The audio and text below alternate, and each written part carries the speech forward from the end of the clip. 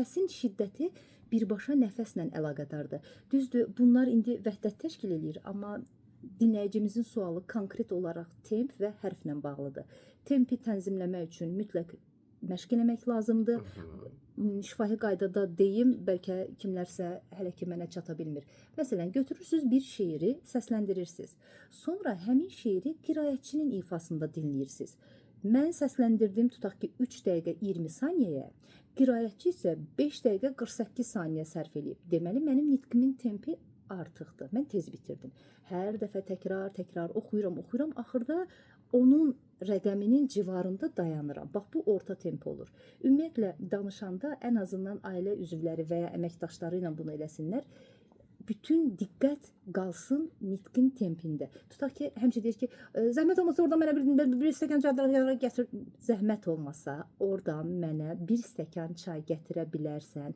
Hər sözdən sonra sanki stop play belə işləsinlər. Bir müddətdən sonra vərdişə çevrilə bilir. Mövlana deyirdi ki, söylədiyin qarşındakının anladığı qədərdir.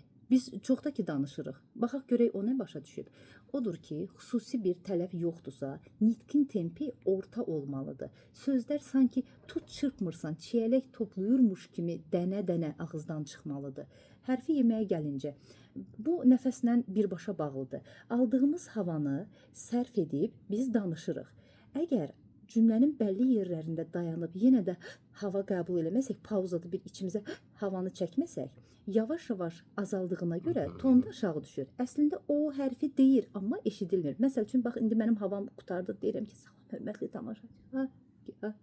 Getdi. Bəzi şəxslər süni olaraq yalnız bir çıxışlıq özlərinə nəzarət edirlər. Bu o qədər çətindir. Çıxış vaxtı sən həm tonuna nəzarət elə, həm tempinə, həm auditoriyanı nəzərdə saxla, həm nə bilim öyrəndiyin, əzbərlədiyin sözləri yadına sal. O qədər çətindir. Ən yaxşısı bunu kökündən təmizləməkdir. Bəzən məsələn cı ilə danışan adamlar gəlir, 2-3 dəqiqənin içində mən həmin hərfi yumşaldıram. Deyir, vəssalam, daha növbəti təlimə ehtiyac yoxdur. Deyirəm ki, Cələ xanım, deyirəm, yox, yanılırsınız. Çünki ilk emosional vəziyyətinizdə siz yenə cı ilə danışacaqsınız. Bunu tamamilə təbii formada kökündən təmizləmək lazımdır. Bədahətən danışmaq, yoxsa kağızdan oxuyaraq çıxış etmək? Bəli. Bu çox yaxşı məqamdır. Təşəkkür edirəm suala görə. Əslində, bədahətən danışdığımız zaman daha səmimi görünürük.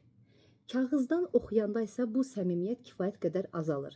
Danışığınla həyatı qazan kitabında belə bir lətifə yazmışam. Bir dəfə bir nəfər çıxır səhnəyə, çıxış eləyir, düşür aşağı, dostuna deyir ki, necə danışdım?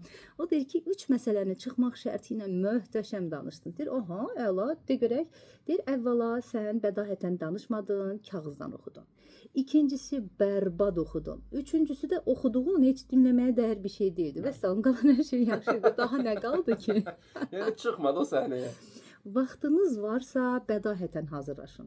Bundan ötürü çıxışı yazıb günlərlə, həftələrlə əzbərləməyə gərək yoxdur. Biz diksiya təlimlərində vizuallaşdırma metodundan istifadə edərək adamın bir aya öyrəndiyi böyük bir materialı yarım saatın içində, gecə saat 3-də belə durğustalar əzbərə deyəcəyi formada öyrədə bilirik. Səsin qalınlığı səs tellərinin uzunluğu ilə birbaşa bağlıdır.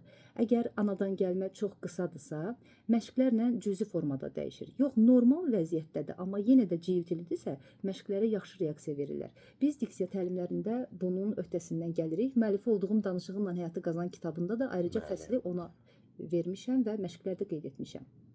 Necə ki, hər kəs yeriyir, hərəkətdə olur, bütün insanlar da danışır. Fərq etməz bu aparıcıdır, yoxsa başqa bir məslək sahibidir.